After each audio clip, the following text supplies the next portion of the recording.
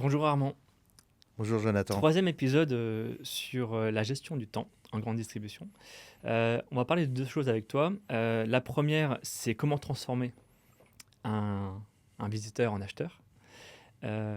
Et en deux, on va parler, tu vois, je perds mes notes, on va parler des indicateurs clés à suivre pour piloter l'activité des équipes en magasin. Est-ce que tu peux d'abord nous parler un petit peu de toi et de ton parcours? Oui, bien sûr. Moi, j'ai eu une première carrière dans le conseil en management, Ok, où j'ai passé à peu près 28 ans à faire du conseil en management, principalement pour le secteur de la distribution et beaucoup sur des sujets de performance opérationnelle. ouais. J'ai beaucoup travaillé sur les sujets de la supply chain et sur le sujet des opérations au magasin, ce qui m'a conduit à rejoindre Timekeeper, que j'ai rejoint il y a 4 ans. Voilà, et notamment pour pouvoir structurer les activités commerciales de Timekeeper dans un moment où on accélère notre développement. Alors, je l'ai dit en intro, le but quand un visiteur vient en magasin, c'est d'acheter, hein. En société consumériste, évidemment, il faut écouler de la marchandise. Comment on fait aujourd'hui? Quelles sont les bonnes pratiques ou les différents modes de distribution pour convertir un client en acheteur? Vaste question. On peut commencer par le libre service, qui était un peu le modèle Oui, alors il historique. faut dissocier un peu les modèles. Dissociation. Ouais. Les modèles. Dans le libre service, par définition, le vendeur est invisible. Oui. Alors en distribution alimentaire, on va trouver des vendeurs dans les stands de produits frais traditionnels. Qui ont un impact aujourd'hui, hein. Mais sinon, dans le reste du magasin, il n'y a pas de vendeur. Donc, ce qui va être extrêmement important, c'est d'assurer l'attractivité du point de vente et de garantir au client une très bonne expérience en lui garantissant de trouver les produits qu'il recherche. Et il faut donc mettre à disposition le bon produit au bon moment, au bon prix, en bonne quantité, avec la bonne information. Comment on fait pour piloter ça, justement, pour assurer que ce soit fait? Parce qu'il faut des ressources humaines pour le faire. Bah, En fait, pour assurer que ça soit fait, il faut beaucoup travailler sur l'exécution en magasin. Et donc, il faut s'assurer que la première chose, c'est que le client puisse trouver les produits, hein, étant Ouais. donné qu'il n'y a pas de vendeur pour pouvoir aller faire l'article des différents éléments vendus. Il faut vraiment s'assurer que le produit soit en magasin. Et donc, il faut assurer que l'ensemble des tâches que doivent faire les équipes magasins dans le cadre notamment de la mise en rayon et du suivi des produits Ouais. soient correctement exécutées. Et on en parlait avec Geoffrey justement, et même Pierre-Yves, que la mise en rayon était importante, mais c'était pas la tâche la plus importante non plus. Il y avait beaucoup de tâches connexes, détecter les ruptures notamment, euh, qui sont importantes aujourd'hui et qu'on oublie un peu, qui ont un peu perdu de valeur ces dernières années. Ça, il faut le remettre aussi au cœur du métier. Oui, oui, il faut qu'il y ait un balisage qui soit correct, que le client ait quand même un peu d'informations sur Gérer les, les sur les, prix, ouais. sur les produits. Il Ouais. faut s'assurer que ce soit les bons prix. Mm. Il faut s'assurer que le magasin est propre, et que les rayons sont correctement mis en avant pour le client. Donc toutes les tâches annexes en fait restent des tâches très importantes Ouais. pour vraiment garantir en fait ce bon niveau de transformation des ventes. Alors, on a parlé du libre service. Alors, évidemment, dans la GSS, il y a une partie conseil qui est importante aussi. Dans le luxe, c'est aussi très différent. Est-ce que tu peux nous expliquer ces deux Oui, différences? alors en GSS, on va avoir un vendeur qui est sur la surface de vente. Ouais. Donc, évidemment, la première chose, c'est qu'il faut qu'il soit bien là, sur la surface de vente, et puis au moment opportun pour pouvoir accueillir le client. Donc, c'est vraiment la rencontre entre le vendeur et le client qu'il faut être capable d'assurer. La Je peux présence d'un reprendre vendeur sur le terrain en GSS, elle est beaucoup plus importante qu'en GSA.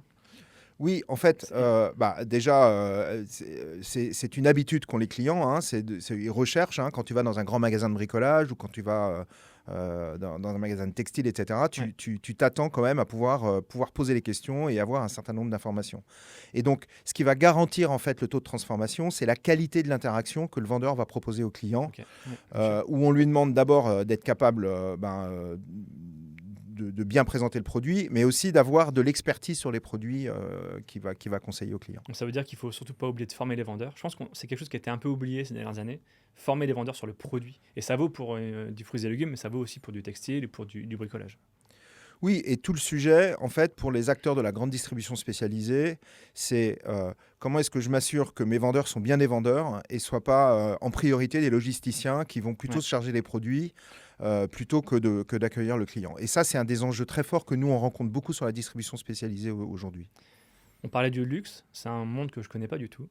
Et qu'est-ce qui différencie un modèle de libre-service avec la distribution dans le luxe? Bah, en fait, alors peut-être pas la Enfin, différenciation avec le libre-service, mais surtout en GSS, ouais, où le vendeur va avoir d'autres tâches que le conseil à la vente à pouvoir à exécuter. Donc, il est là le plus souvent possible, mais pas tout le temps là. Alors que dans un magasin du luxe, le client doit être accueilli dès son entrée dans le magasin et tout au long de son parcours d'achat, il va être avec un vendeur qui va ouais. l'émerveiller, le conseiller, etc. Et d'ailleurs, dans le luxe, on parle pas tellement de conseil à la vente ou de conseil client, on parle du cérémonial de vente. Ah, du cérémonial carrément, ok. Voilà. Donc ça montre toute l'importance qu'on donne en fait à cette capacité d'accompagner le client tout au long de son parcours dans Ouais, le magasin. quand on franchit les portes d'un magasin de luxe, l'expérience doit être au cœur de la vente. Ah bah, l'expérience est au cœur de la vente. À la fois, le magasin est un écrin, hein, donc Bien sûr. il est extrêmement peaufiné en termes de présentation et de mise en avant Ouais, des produits. ouais. Et puis, les vendeurs sont extrêmement présents et extrêmement accueillants pour que le client se sente bien et puisse aller au bout de son besoin. Deuxième sujet clé de cet épisode, on va revenir sur les indicateurs clés à suivre pour piloter l'activité des équipes en magasin. Il y a 4 indicateurs que tu voulais nous citer. Est-ce que tu Ouais, peux nous les... quelques indicateurs. Le premier indicateur, c'est le pourcentage des heures mal utilisées. Ouais, C'est le total des heures mal utilisées sur le total des heures planifiées. Il s'agit, pour pouvoir le calculer, d'être capable de recenser le nombre d'heures disponibles, le nombre d'heures en surcharge et le trop d'heures passées à réaliser des tâches qui sont à faible valeur ajoutée. exemple. Les tâches à Bah, faible valeur. exemple, des équipes qui vont passer beaucoup de temps sur le facing, Ah oui. par Ok. exemple, au détriment peut-être de la propriété ou du remplissage des gondoles. Donc, il faut être capable de mesurer en fait le juste temps qu'on va donner à l'ensemble de ces tâches, des tâches à très forte valeur ajoutée pour Ouais. le client et des tâches à moins forte valeur ajoutée. Quand on pilote bien le taux de temps mal utilisé, on va pouvoir s'assurer que toutes les tâches qui doivent être réalisées, les tâches liées à la mise en rayon de la marchandise, mais également les autres tâches, seront exécutées. Et ça vaut pour la GSA et la GSS. Deuxième taux, c'est le taux de mise en rayon. Et ça vaut que pour la GSA en particulier. Oui, alors le taux de mise en rayon, je viens juste un petit peu d'en parler. Le taux de mise en rayon, il va pouvoir mesurer l'activité principale en GSA, qui est le temps consacré à la mise en rayon, mais également ce dont on vient de parler, Ouais. c'est que il faut pas le faire. Il faut donner suffisamment de temps pour réaliser toutes les autres tâches, Bien sûr. qui sont des tâches importantes pour assurer que le magasin soit bien tenu. Troisième taux, c'est l'heure de fin cible. Oui, alors l'heure de fin cible, c'est un indicateur qui est important. Il permet de savoir à quelle heure est-ce que je vais avoir terminé la mise en rayon de mes produits pour assurer que les clients, quand ils viennent en magasin, ils aient le parcours le plus agréable et qu'ils ne soient pas gênés par des palettes au milieu des rayons. Donc, on propose, nous, à nos clients, vraiment de piloter cette information comme un indicateur de performance Ok. qui est très important. Dernier indicateur qui vaut plus pour la GSS, c'est le poids du conseil à la vente. Oui, alors si en GSA, on pilote beaucoup avec le taux de mise en rayon, ce dont on vient de parler, en GSS, nous, on préconise plutôt le taux de conseil à la vente. Et ce taux de conseil à la vente va permettre, encore une fois, de pouvoir mesurer le temps qu'il faut donner aux autres tâches à réaliser dans le magasin. Dans tous les magasins que vous avez accompagnés, ça sera ma dernière question. Est-ce que tu as le souvenir d'un magasin qui était totalement désorganisé? Qu'est-ce que vous avez fait pour l'aider à s'améliorer? Un magasin qui ne calcule pas bien sa charge de travail, il ne va pas forcément affecter le bon nombre d'heures au bon moment Ouais. et aux bonnes équipes. Et on retrouve souvent des équipes, des magasins qui sont mal organisés, dans la mesure où ils vont avoir trop d'heures trop de personnes dans une équipe, au détriment d'une autre équipe qui a moins de personnes. Donc ça, c'est le premier élément.